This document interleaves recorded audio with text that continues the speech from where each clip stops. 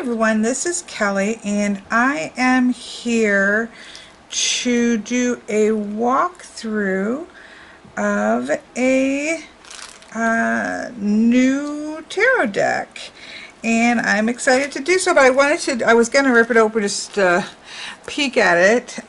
Pretty sure I know what it is, but you'll know what it is before me, because you will see it. You will see it in the on the title. But they did such a nice job wrapping it up with a seal. I'm a big fan of seals. I love the all black look. There's like a little card in here underneath here, which is so cute. I just like little touches like this. Oh, this is the Lux, yes. This is the Lux Ex Umbra Tarot by Mystic. Certificate of Authenticity, 574 out of 800. This is a first edition. This has been sent to me to take a look at this and do a review, and so I'm excited to take a peek at it. This is something I really hadn't seen a lot of the cards. I saw a few of the cards when they had reached out to me. I was like, oh, that looks really beautiful, but I wasn't involved in the Kickstarter. I hadn't seen all of the images. Now my friend Jamie and she had gotten her copy of it, and we had looked at a few of them together, and so I've had a little bit of a peek of it through her. So let's see, is there, I don't know if there's a nice way to do this. Probably not. I mean, I guess I could cut it, but can you just like rip it? Watch me slaughter this beautiful packaging. Yeah, I think I don't want to ruin the box underneath it, so let me grab something to cut it with. There we go. I think that will be a little bit better to be able to do it, because I don't want to mess the box up by squeezing that side. Let's see. I'll be careful here. Get that. Beautiful. It's a beautiful feeling tuck box. It's like a interesting. It's almost like, I wouldn't even call this that, like, you know, like rose petal matte. Like, this almost feels like suede. That's the first thing that came. I don't think I've ever felt a box like this. You know, a lot of times we get those sort of rose petal finished ones, but this, it really feels like suede. And see, it's all black on black, which is really sexy. Let's be honest. Like the black with, you know, the black matte with the black satin to make it pop is really gorgeous. It kind of has that feel like you know, opening an Apple product. Not that it's the same, it's not black on black or anything like that, but it just has that sort of sleekness. Light out of shadow, it says right here. So that's an interesting tuck box. Oh, there's black edges to it. I am definitely a fan of that.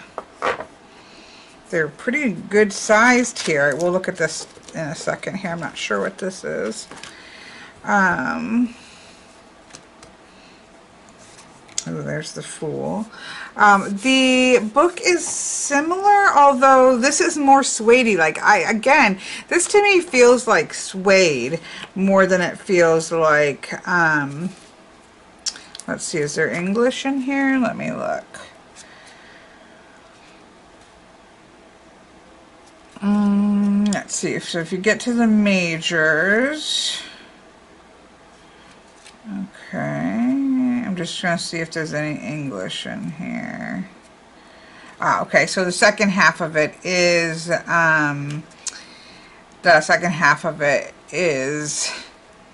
in English. Now, I did think this had a really interesting story or note here, so I did want to read this. The creator, Pauline, here writes, in 2018, I became seriously ill following an emotional shock. Initiated to the practice of Tarot de Marseille a few years ago, I found comfort in it, as well as in drawing and art therapy, which allowed me to get in touch with my inner life. Why not create my own tarot? I felt the vital need to embark on this crazy project. And during those moments of grace when inspiration struck and soothed me with its magic, my sorrows subsided. I think the creative energy helped me through these difficult times. I'm grateful to be able to share my experience because for me, this project is above all a message of hope and resilience. To give even more meaning to our work, a percentage of the profits are donated to associations involved in the fight against breast cancer. So I thought that was really good. I am somebody who also does think that creative energy, creative work is extraordinarily healing. I certainly use it as such, and so I just thought that was, you know, to kind of work through somebody's deck, and that was part of their process of healing and having joy, subsiding their sorrows, I think is an amazing thing. And then it's lovely that some of the profits are going to breast cancer. As some of you know, my sister is in recovery from breast cancer, and so I know the kind of toll that takes, and so that's a lovely thing there as well. She does have an introduction here. A centuries-old tradition represents the structure of the universe. The 22 major arcana from Mat, or the Fool, 0, to the World, 21, are composed of archetypal images that symbolize the different stages of an initiatory path. Derived from Neoplatonic philosophy, the term archetype refers to the universal patterns found throughout all cultures, myths, and dreams. Thanks to its rich figurative language, the tarot connects to our collective and personal unconscious. It leads each person to introspection and understanding of their psyche. And so it goes on and talks about tarot. It talks about focusing. So Lux Umbra, the Lux Ex Umbra is light and shadow. So that's what that means, which is really beautiful. Now there is a bit of a difference in this deck, which I thought was interesting. There are, I do love that it's written number 9, the V plus 4 instead of 1X. That's my favorite way. I like additive numbering system much more. Justice is numbered at 8, thank you very much, and Force is at 11. Those two cards were reversed in the Rider-Waite Smith, but that's my preference as well, so I love to see that as well. And then there also are strong astrological component here in this deck, and I do appreciate that she notes that depending on the books and authors, those correspondences can vary, right? Golden Dawn has certainly their correspondence, other people have their correspondence. That is not, that's something that is a layer that is added on to tarot, and so with any added layer, right, you're going to get variations because it's just personal preference. It isn't part of the Tarot Bible. It is a layered correspondence. So, ones that you may work with or have learned may be different in this deck. I love that they've given a correspondence. I don't know why, I've already gone this far, but let's zoom in here. They have given a correspondence so that so for example, we have the Fool here with Uranus, and so you have that table in case you maybe aren't familiar with the astrological symbols. So we have that. We also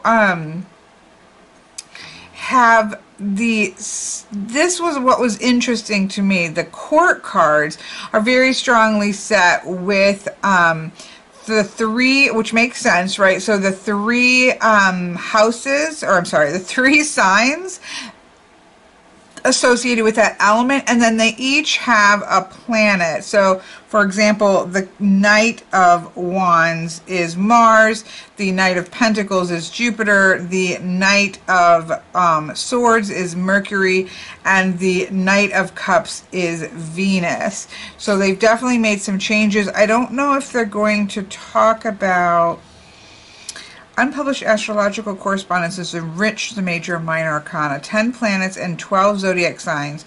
Among the planets, 5 are personal, the sun and the moon representing the luminaries, as well as Mercury, Venus, and Mars. There are 2 social planets, Jupiter and Saturn, and finally 3 transpersonal planets, Uranus, Neptune, and Pluto.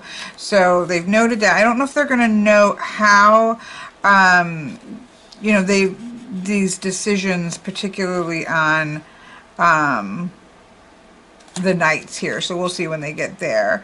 There is a poem here by Charles Baudelaire, The Flowers of Evil Correspondences. Nature is a temple in which living pillars sometimes give voice to confused words. Man passes there through forests of symbols which look at him with understanding eyes, like prolonged echoes mingling in the distance in a deep and tenebrous unity, vast as the dark of night and as light of day. Perfume, sound, and colors correspond. There are perfumes as cool as the flesh of children, sweet as oboes, green as meadows, and others are corrupt and rich, triumphant, with powers to expand into infinity, like amber and incense, musk, benzoin, that sing the ecstasy of the soul and senses. So they have that poem there. And then it goes into the cards, which you get a very small, you know, couple sentences here, and then a couple light keywords and a couple shadow keywords. So that's through the majors. Let's see if they talk about, I love this. Here's a quote by Nietzsche. Do you really believe that the sciences would ever have originated and grown if the way had not been prepared by magicians, alchemists, astrologers, and witches, whose promises and pretensions first had to create a thirst, a hunger, a taste for hidden and forbidden powers? I love that. So then it goes into the 4 suits. It has the 56 minors representing daily life. 4 suits: the wand, the denier or the coin, the sword, and the cup. And traditionally they relate to the 4 elements of fire, earth, air, and water. There are 14 cards numbered from ace to 10 and 4 figures: page, queen, king, and the knight. The meanings of the court cards have been enriched by the astrological correspondences. And they do note that in the Tarot de Marseille deck, deniers is written in the plural, as this is a multiplier suit. There. So they talk about the ace through 10, and they give you some keywords here, and then they go to the courts. So the 16 court cards embody social roles representing the consultant himself or someone close to them. Now I use them as energetic, like how is the energy working, but that is a quite traditional way to look at them. Pages, queens, and kings are illustrated by the 12 zodiac signs. As for the knight, the deck messengers, they are illustrated by 4 planets: Mars, Jupiter, Mercury, and Venus. He is the bearer of news. He embodies the message for which he is responsible and must convey it to its destination there. So then it goes through into the pages, you know, the queen, the king, and then the knight. And it does give you a little bit of a, that's what I was wondering. So the Knight of Wands is represented by the planet Mars. This red celestial body symbolizes energy, impulsivity, and passion. Knight of Fire, as the Knight of Fire, he embodies action and rapid change. So it does give you that information about the, yeah,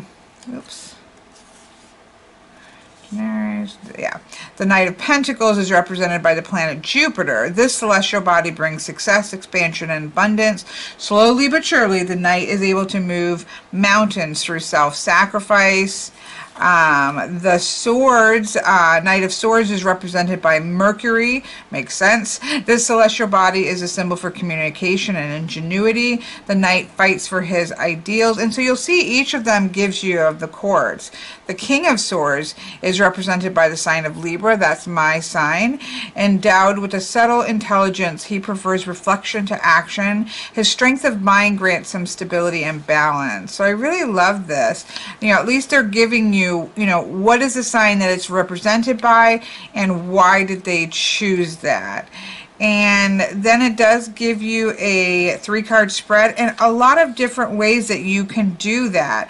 Unconscious, progression, conscious, aspiration, realization, obstacle, and so on and so forth. So not just a past, present, and future, they give you a lot of ways that you can approach a 3-card. So it's just a 3-card there, but it gives you those different options.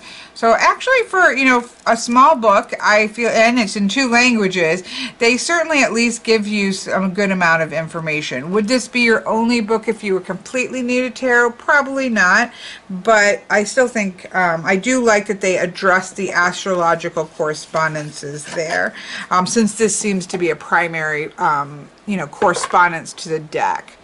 The back is stunning. It's actually, you know, I'm not a huge fan of names or copyrights or anything like that on deck backs. It to me is distracting, but because this deck is you know, it's that black with the sign, so you can see that strong astrological correspondence in the back, and that doesn't stand out and is bothering at all. But it's, you know, that's never been one of my favorite things. The sides feel fantastic. They look fantastic.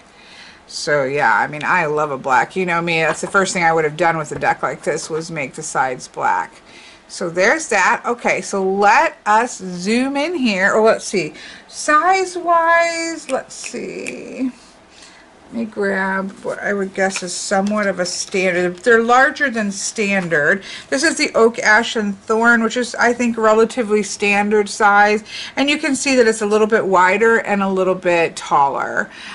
So it's a nice looking size, but not, I wouldn't say overly large. We'll see when I go to shuffle it, you know, how my hands feel about it. But it doesn't, you know, it's a nice size, I think. It's a nice compromise.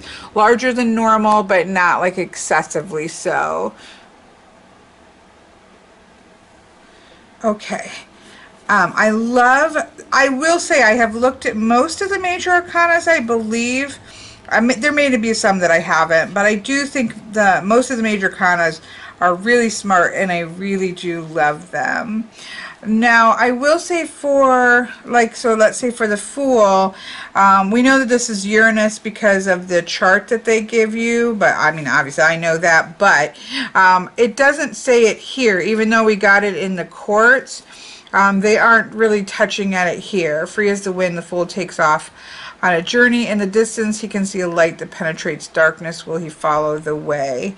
And then again, it gives you lights and shadows. Freedom, discovery, innocence, and enlightenment. Bewilderment, naivete, recklessness, and chaos. It's really beautiful. I love that there is that path forward. You don't really need people. I like the feathers here. I like the sort of, you know, moving towards the light feel. It is really a beautiful Fool card. Here we have the Magician. So you can see there is an astrological correspondence here. So they're not just they're not putting one on every. They have certain ones so that all of the planets are represented in the deck, but it's not that you're going to see a correspondence on every single card, is what it looks like so far. So here we have that. So here we have the Magician, which is gorgeous. So you can see that we have the cup that's here. Excuse me. We have plants, and this is like not even a cup. This is one of the grinders that I like to use for herbs.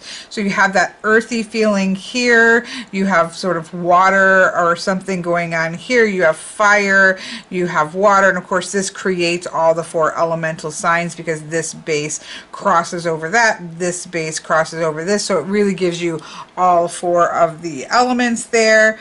And it talks about being the magician being a young alchemist, skillfully handles the 4 elements and shapes his reality. So again, it's very short, but I do think it's succinct, but good explanation. This is really gorgeous. So they have the High Priestess associated with Neptune and the water, and then this beautiful, I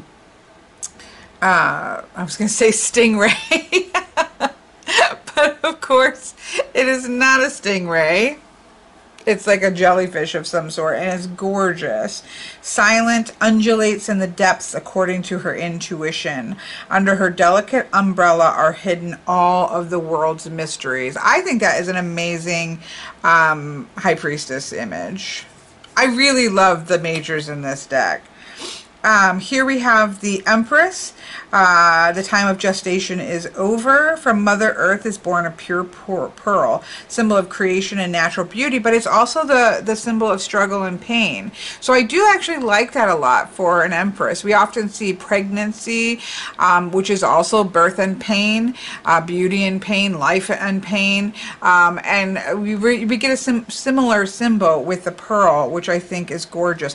You can see that the art seems to be a mix of not collaging, it's definitely like digital work, so you kind of get these like aspects of almost like silhouette aspects built onto here. I really like the use of light so far. I hope this carries through. You know, we see this very distinct light.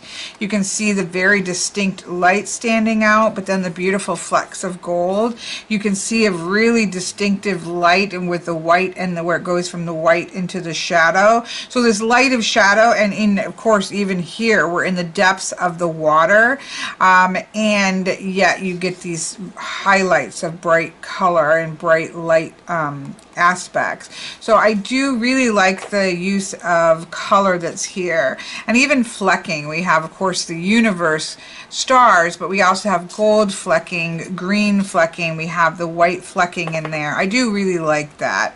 I appreciate that. Here is interesting for the Emperor. We have a faceted, what looks to be like a faceted diamond. Let's take a look. We had the pearl, so we had the pearl for the Empress, but then the Emperor is that diamond, which is that power, but there is also clarity. But what I also really like about this is that it's faceted, right? This has been cut and formed, and so we have this structural nature that we often see with Emperor energy, and I think that that works really well.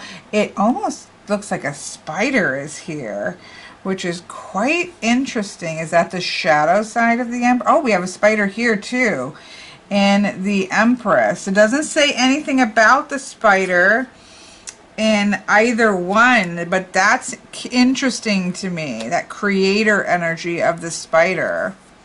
I love this Hierophant. Divine messenger, guides, beings, which is, you know, the messenger, the crow is the messenger here. That is beautiful. Absolutely love it.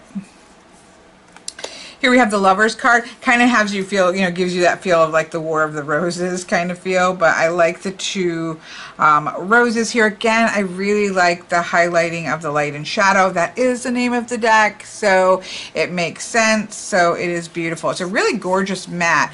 I would say that it's rose petal, but it's not, it doesn't feel sticky. This feels like that good soft mat. I'll be interested to see how it shuffles. I did see this one because my friend Jamie sent me a picture of this. So obviously, the Chariot, not obviously, but if you've been here a while, you know the Chariot is my birth card.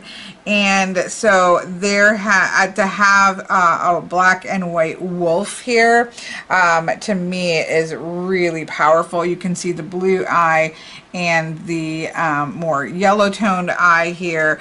Protected by the moon and guided by his instincts, he overcomes any obstacle in his way. Again, see how you have that sort of, in this case it's white, but these sort of, you know, I don't want to say Photoshop because that sounds like a negative, and I don't mean it that way, but you have those sort of details, like in this case the flower here, we saw that on the edge even of the Emperor with these plants here. I actually really like that look. It's quite gorgeous, but yeah, that's a big plus for me. The Chariot as my birth card is not one of my favorites. Sometimes I love Chariots when they're really high movement feeling. a lot of times they seem like they're not capable of any movement at all, but I love this. I love the moon at the forehead. I love the black and the white. There is definitely a sense of power here. Justice as an eyeball is so interesting. You know, we've seen justice as an eyeball that most people did not. One of the reasons some people didn't like the Jeopardy tarot is because the moon had a literal eyeball. So I know some people might not appreciate this. I think it's really cool though, because it looks to be almost like it's in a galaxy, right? So we have this cosmic eye, and it even says in the guidebook that justice isn't for men. You know, human beings aren't necessarily capable of seeing so cleanly and clearly, and so it kind of takes it, and it's more that idea of universal law and universal justice than the justice of men. So I quite like that. This is, you know, anything that has a cabin or a cottage or a little house in the woods sells me 1000%. This is an amazing Hermit card.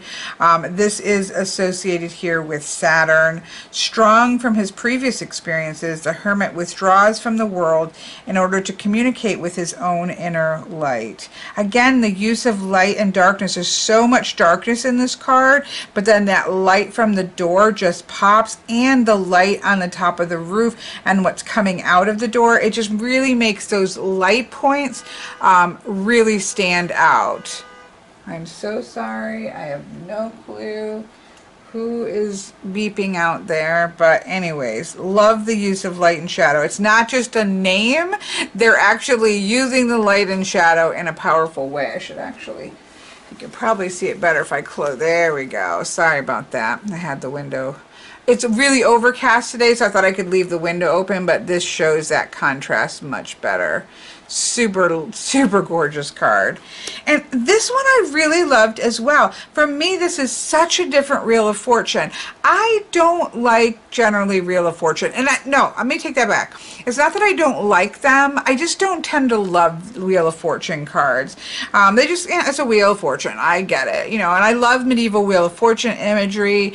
And it works. And so it's just kind of, I guess there's only so many ways to do the Wheel of Fortune, and I just never usually wowed by them. This one is such an interesting thing. You have the feel of time turning, right? With it's like you're watching the time lapse. It's like you're watching a time lapse of the sky, and you have the stag here, which is so powerful, and so you really do feel like you're watching the turning of time, and I just think I love it. I, again, don't usually love Wheel of Fortune cards, and this has the deer. It says, Celestial Protector, witnesses the inevitable passage of time. And you really get that through that streaking of seeing that sort of time lapse of time passing. I think it's really fantastic. Here we have the Force card. I really like the idea of the Force just being in our hands. Like I am a person who loves the imagery of the woman and the lion, or a woman and a bear, or what, you know, the traditional animal and woman combination. I do love that look, but I do like the feeling of this where it really is inside of us, right? It's that energy that is inside of us. If we really, connect to that energy and that power, and again, the use of light here, this just stands out so bold and bright. The yellows in person are literally glowing, which is gorgeous. So again, I'm a big fan of traditional strength cards, but I do like this concept.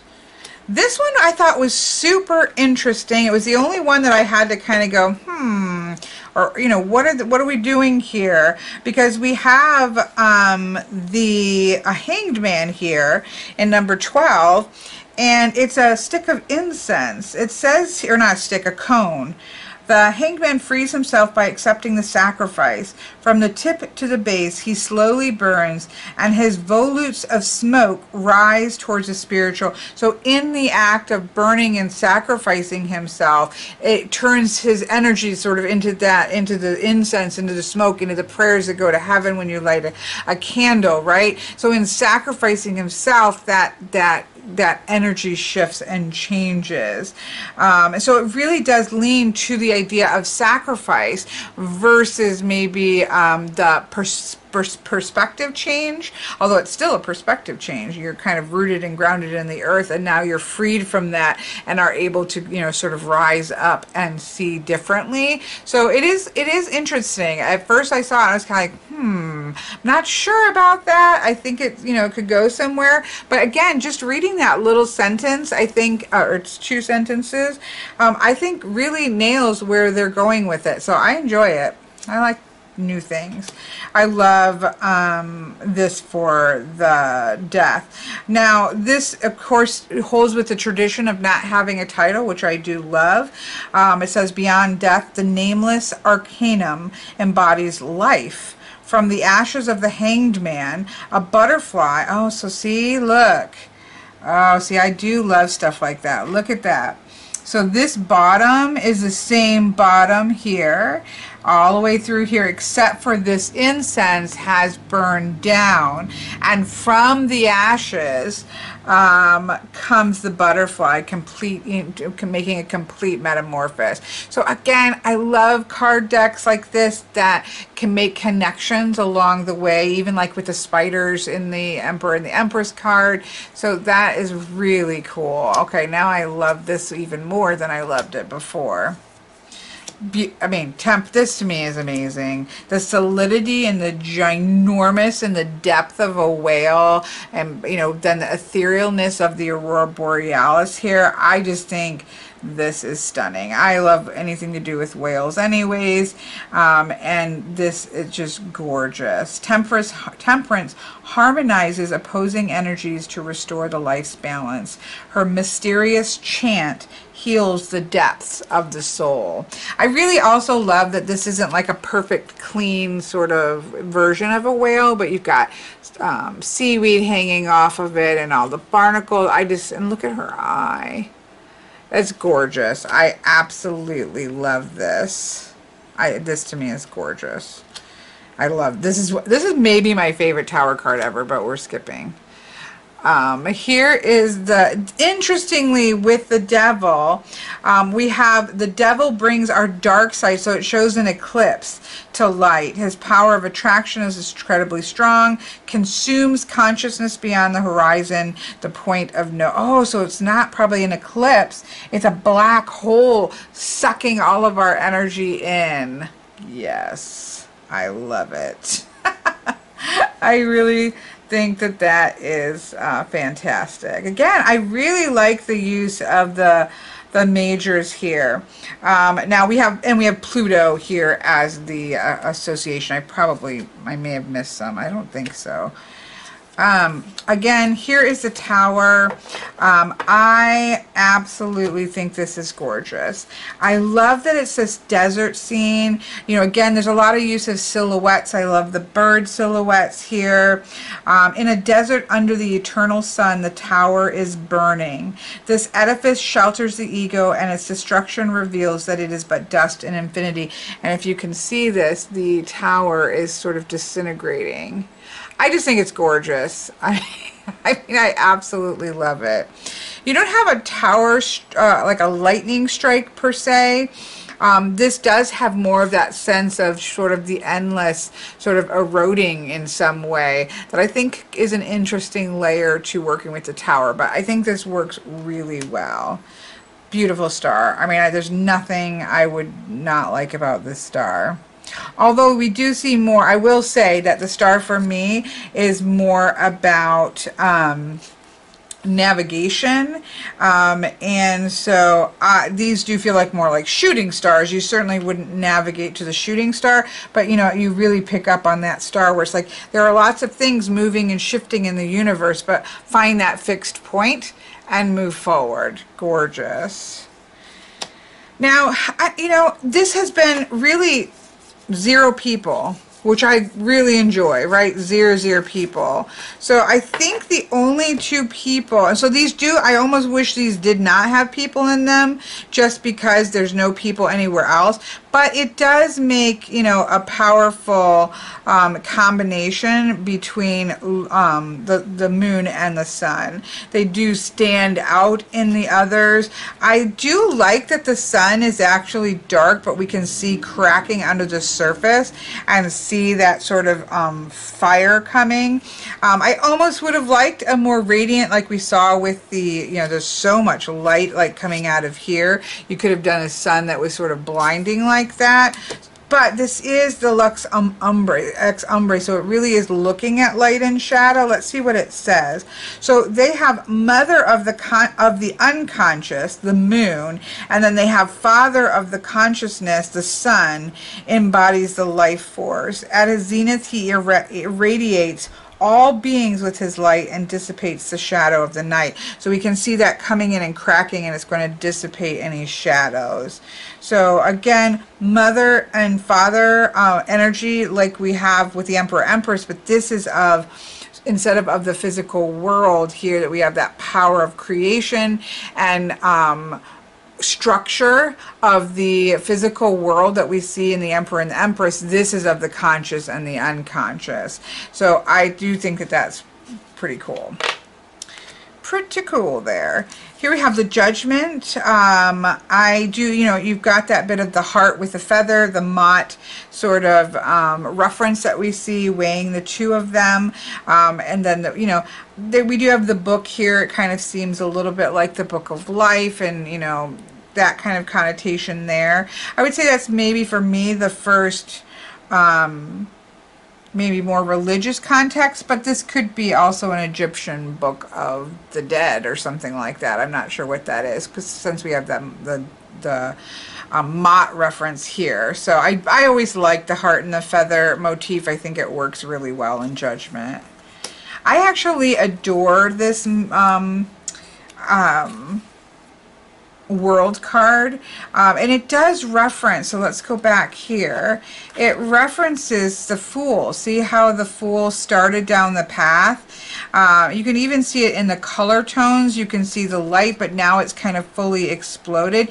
This is like, I don't know if you're a gamer, there are some games in which when you're gonna go to your point where you're trying to reach, it shines a light like this. There are several games that do that, where you can push a certain button and you can see this beam of light where you're trying to get to in order to get to the end of the quest. And this reminds me that you have this light. This is where the Fool is heading out to, and when we get to the world, the Fool has reached that point and has reached that sort of complete balance of the lotus. So it says here, the Fool arrives at the end of the road. The world offers him a lotus with a golden heart, symbol of the spirit's radiance. One cycle ends and another begins. And of course, the lotus represents the muck and the mire down where the roots are, and up at the top where the light and the flower floats, and then the water. So it represents a wholeness of our experience as the stem goes back and forth between the water. So I just think that's amazing. And again, I love decks that connect certain cards, and we've definitely seen this in the major arcana. So kudos to that major arcana. I think it is stunning. So now when we get to the minors, this is more of a pip deck. Thank you very much. You know, I'm going to zoom this out a little bit here. I am a huge fan, but these are very expressive. I think that's the best way I can say it. These are very expressive pips, right? So we have, this is fire. This is a suit of fire, and we know this is the suit of fire. But it's very expressive of fire growing, bringing fire together. Fire is growing. We have that stabilizing square aspect here of fire, which I love. We have the 5 coming in with that crisscross, and then the disruption that the Marseille often does, which is really gorgeous. We have that harmonizing out in the 6. The 7 comes in and grows, new growth that comes in here. Now, the 8 for me is mastery. I'm not a big fan of the the Rider-Waite-Smith going zip, zip, zip across. I like the Marseille structure, probably more of the 8s there. But, you know, we have that lots of energy here. 9 comes in here and kind of brings in the chaos, but also amps it up even more in the single one. And then the 10 is just like the, you know, all of the, everything's lit, everything's on fire, culminating energy with the 10. So yes, these are pips, but I think you can really see that sort of progression of intensity here, and they are beautiful and they are intensive. Or they are expressive, I should say. So I'm a big fan of it. You know, scenes are wonderful, but scenes often restrict us. We see the scene and we get fixated on the scene. And so using decks that have pips, and especially expressive pips, can be very, very freeing. You know, I'm a huge advocate for this because it allows you to see the card. You know, I read the cards, an 8 plus the suit. So an 8, you know, is a number of mastery. The suit is of fire, mastery of fire. It doesn't really matter what the image is on there. That's just going to add another layer, but it's not necessary. And so something like this, I think, is the best of both worlds because it is so beautiful and expressive. But it is not restrictive. So, but you know me, I'm a big fan. So I'm going to lay out the, so here we have the page, or the valet of wands, that is associated with Sagittarius. We have the Queen of Wands, which is associated with Leo, which we have Leo and the lion written down here. We have the Roy, or the King of Fire, associated with Aries, and then we have the Knight of Fire with the association to Mars. Now, I do, what do I love about this? I love that it ties in. Let me pull these back. So visually, it is very much the same background, key in. So all of these have the same background here, right? And then other things are placed on it. So the courts do the same thing, but instead of any kind of imagery here, they have their signs. So it's really putting emphasis on the signs. I would have preferred sort of a, you know, something that was specific to a page, a queen, a king, and a knight. And then you obviously already have the sigil right here. That probably would have been my preference, but it is, you know, this is obviously, the astrological correspondences are a major part of the courts, and so it definitely lets that shine out. I will also say that the major, there is a raised quality of these. These seem to almost be gilded. These feel different. I don't know if you can see that, but the quartz have a, almost like it is that you have matte cardstock with the satin finish on it there, which I guess you have in the majors as well. I didn't notice that maybe as much, but it stands out strongly, at least in the wands, because it's so dark down there. So so yeah, I mean, it really emphasizes that astrological component. I would have wouldn't have mind having nothing here and just have these sigils like that. That would have been fine for me as well. Again, there's nothing wrong with that, but it does kind of like stand out. Like, whoa, hello there, astrology sigil there, right? So that's with the, I'm sorry, I've got them scooch.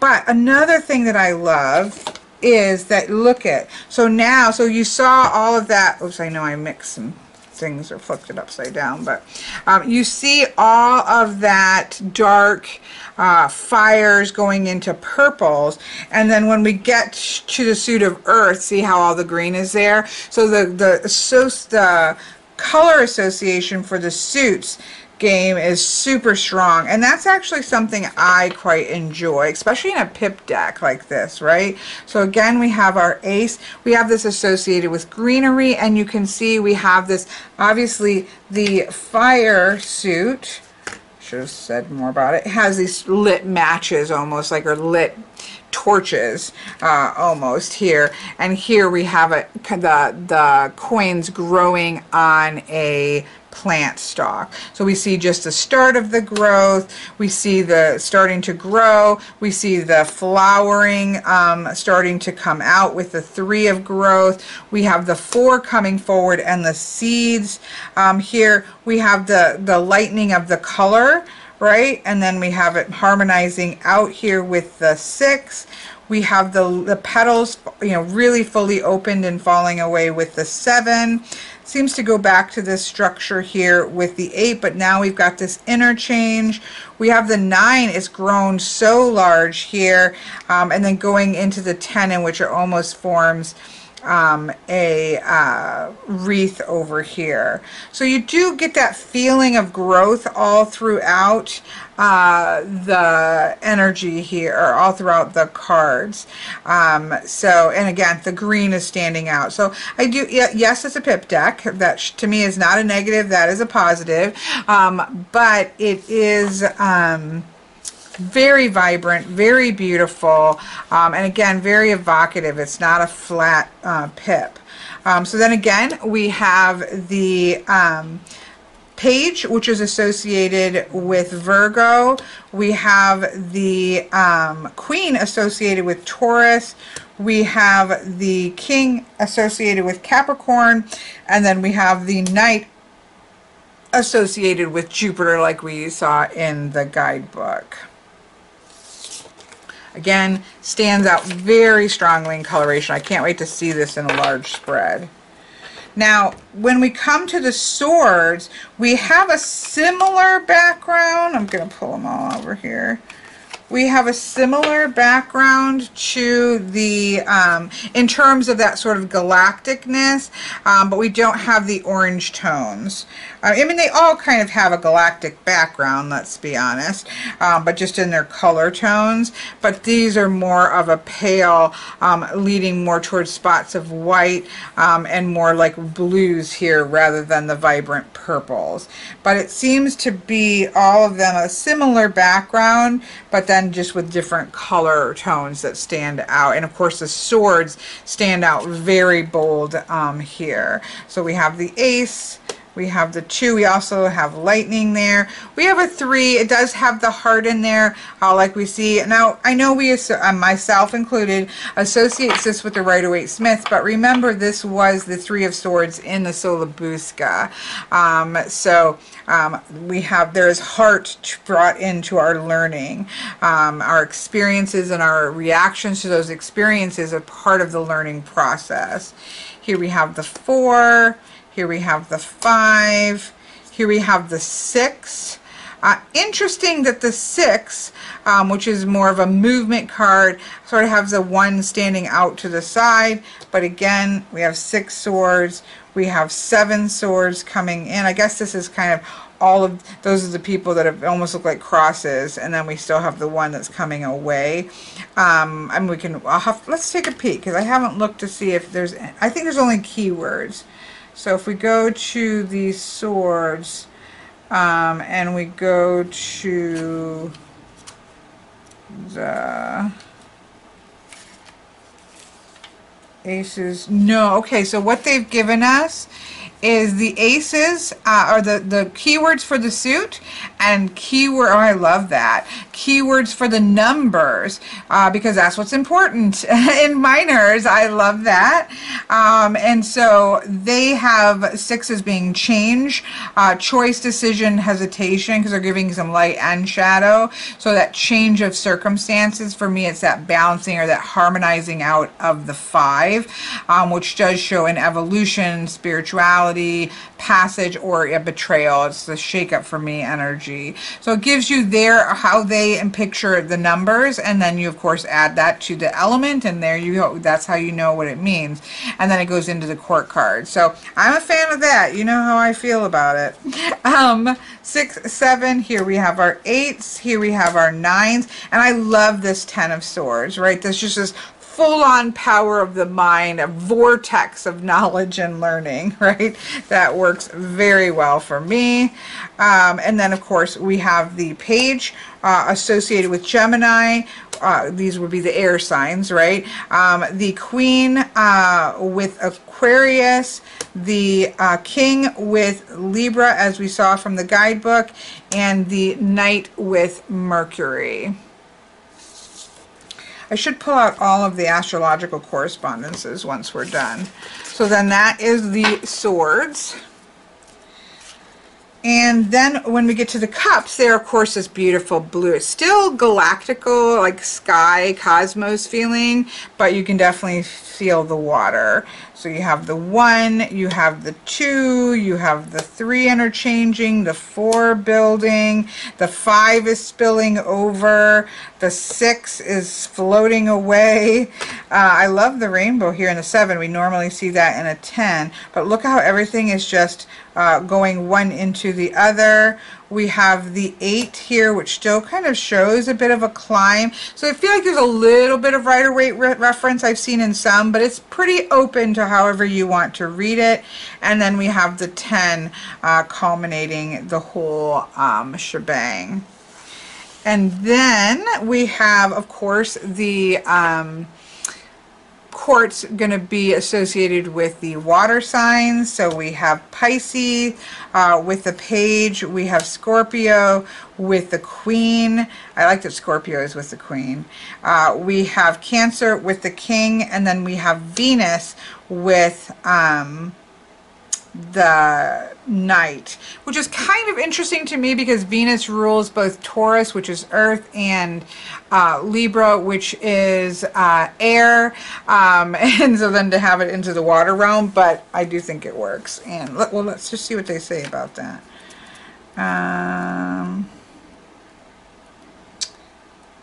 Cups, Cavalier. The Knight of Cups is represented by the planet Venus. Oh, I think we did read this. The celestial body symbolizes love and seduction. Obsessed by his quest, the Knight is guided by his instinct and emotions, which he receives and gives back. Makes sense. Again, it's that sort of romantic, chivalrous knight going out for that idealized idea of love, and beauty being important. So I think that makes a lot of sense. So there we have all of the cards. So let me try to shuffle this. See how, oh, I did want to, let me pause this for a minute. Okay, so they're giving you, so I just wanted to kind of pull them out as the astrological correspondences. And again, there is a chart in the book that shows you what are they're using for those associations. So we have, of course, the Sun, the Moon, we have Mercury, we have Venus, we have Mars, we have Jupiter, we have the Hermit there as... Okay, it looks like they have a misprint on the Hermit. They have Jupiter. Obviously, the Hermit, it should have been Saturn. And so now I don't know, I'll have to find out and see whether or not that has been fixed or not for current printings. But in this printing, we do have it listed as being... Saturn on the Hermit, and the Knight of Pentacles as Jupiter, which is correct. So the Hermit should be Saturn insignia there. So if, you know, if that is, if the astrological part is really strong for you, again, I don't think it takes much. I understand these things happen, and I am one of those weird people who kind of enjoys having copies of decks that have misprints. There's something, I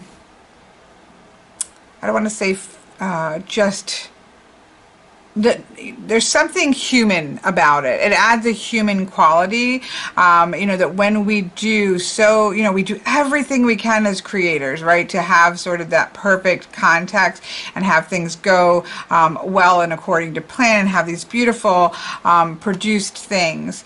But then there's a certain point in which, you know, we have to just let it go out of our control and out of our hands.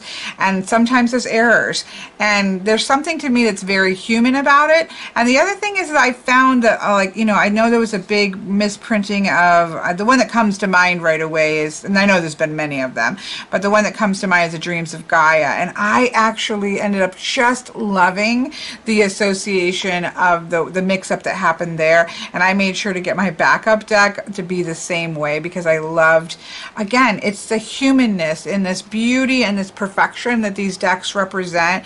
It represents humanity to me, that there, you know, there isn't anything perfect in the world. There are flaws and there are cracks and there are mistakes that happen. And so I actually really love having decks that have those in. I know that's not the same for everyone, but even when I've paid for them, which I have many decks that have imperfections that I've paid for, it's something that I actually love. I don't know if it's the collector part in me, but it's, or the creator part in me that knows that there's always those mistakes that happen, and you just have to roll with it.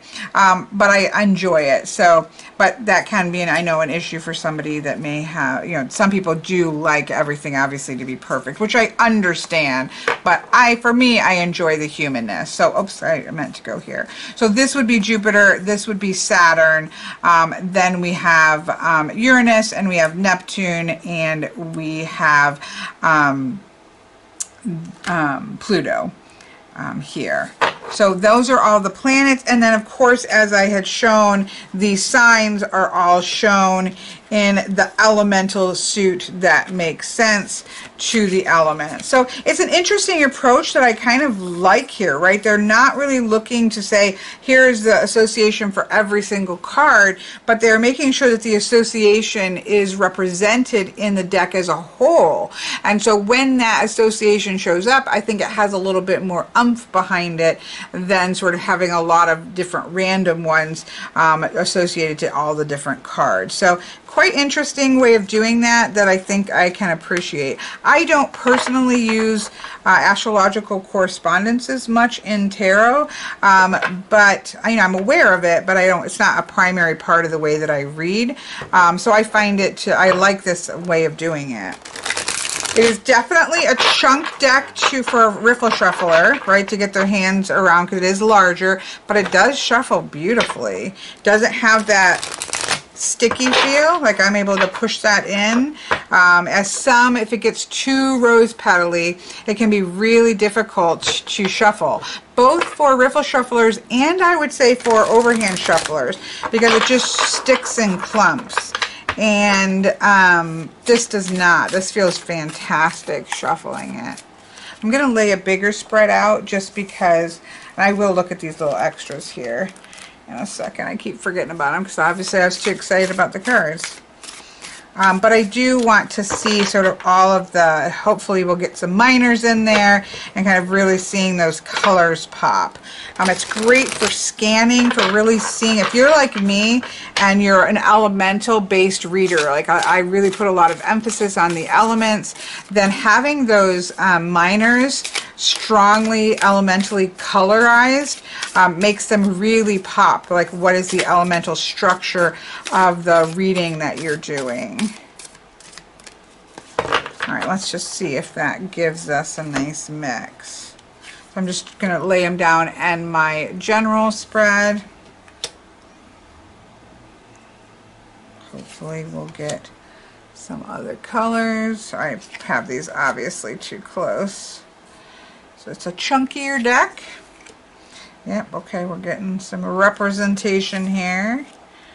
Some swords, the majors. There, so you can kind of see that laid out. I can zoom out actually. Whoa, that's too far. There we go. You can see that. Let's just do it again, just see what we get.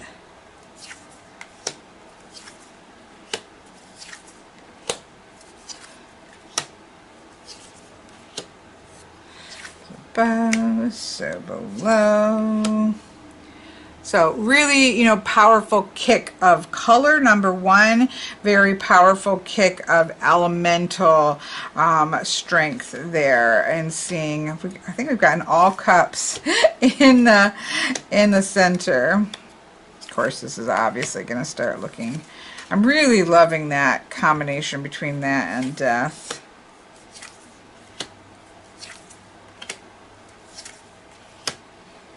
Really gorgeous. So I'm excited to work with this. Again, I love pip decks in general, but I do like pip decks that are vibrant, and so this kind of bold. They're certainly still catch the attention if I'm using them with clients who aren't, I find, as much of a fan of pip decks as scenic decks. But if the pip deck is beautiful and expressive and has an energy to them, I do find that people respond to them. And so I do feel like this is a pip deck that I could easily use with clients, because it does really have that sort of standout. And one of the things that I will say, because we'll see if we get one. So I like to do, I wasn't a huge fan of the, and I still wouldn't say it's my favorite thing, of the big symbols in the court cards. But what I do like about that is that, I read the courts as, again, if you read them as people, it makes a lot of sense. You can say this sort of personality type of the Sagittarius, or the personality type of somebody that is associated with Mars, right? So I get that works really well. But even as an energetic way, I read them as being about how is energy moving, right? That works as well with the signs, because it really focuses on, for me, that it's not a person, that it really is about energy and the way that energy is moving, which to me makes more sense to planetary signs and planets than it does to actual people sitting there. So this actually may end up being my favorite part, which often happens when there's like a part that I'm like, I get it, but it's not my favorite. By the time I get done using it, it ends up being my favorite thing. So really quite gorgeous. That's beautiful. Quality is, again, absolutely gorgeous. So yeah, there we go. So this has been a look at the Lux Ex Umbra, or Umbra, I should say, I'm sorry, tarot, which is the Light and Shadow tarot. Now, again, it comes with the book we looked at. This looks like a bag for the deck. I know this was a Kickstarter campaign, so these might have been the things that came with the kit. Oh, it's a beautiful bag. That is really gorgeous. What I do like is that, yes, it has the Mystic here, but it's not got the tarot name like front and center, which I'm a big fan. Although I will say I do like this deck box. I'm not 100% opposed to deck boxes if they're going to hold up. I'm not sure how well this is going to hold up, but you do have that beautiful bag as well. But you could easily use that bag for something else also if you want to keep yours in the box, because let's see, does it fit? Can I put the box into the bag? Which I probably wouldn't do, because this is going to sit on my shelf. But anyways, I like deck bags that don't have their names on it, because I just don't want, if it's sitting in sacred space, yeah, you can put it all in there. If it's sitting in sacred space, I really just don't like branding on it. Like, I don't mind things like this, or like little charms or tags on it, but when it's like this big name on it, it's not my favorite. I love this key just being on here. It just feels very magical. So even if you're not going to use it for the deck, I feel like you'd really use that for something else. So yeah, love that. That's gorgeous. Again, I don't know if that necessarily comes with it. You'll have to read the website. Little thank you card. Dear Kelly, hope this tarot deck will bring you joy, growth, and luck. And then this looks like a print. We'll see what this other thing shows up here. Oh, and I'm so glad it's the Hierophant here with my crow that can go in sacred space for me. Crow and Wolf shows up very strongly in this deck, which makes me happy. And this is like a little mini bookmark. Oh my goodness. And it's a lotus. I'm going to put that down in sacred space. I will lose that as a bookmark. I'm trying to get the sticker off carefully. It's like a little teeny metal bookmark. I would lose that in a book, but I'm going to put that down in my ancestor space, that connective energy of the lotus. So that's really beautiful. And then there was, let's see what this does. You know, these kind of symbols.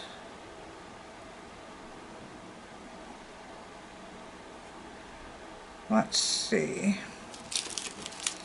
Where you put your phone on it, and I think it springs something up. So let's see what that does. It brings up the guidebook that you can download in English or in, I'm so bad, is this French? I'm assuming this is French. So, but you can get an English guidebook as well, PDF. So that's that. So, okay, I hope you have enjoyed this. I have enjoyed this. Really enjoyed taking a look at this. I like what they've done. The quality is absolutely gorgeous. And yeah, I think it's really beautiful and something different than what we see all the time, which I like. I like that people try new things. I like that we're getting a good solid pip deck out there. And yeah, and again, those backs are stunning. So yeah, okay. I hope you've enjoyed this, and I hope you have a wonderful rest of your day.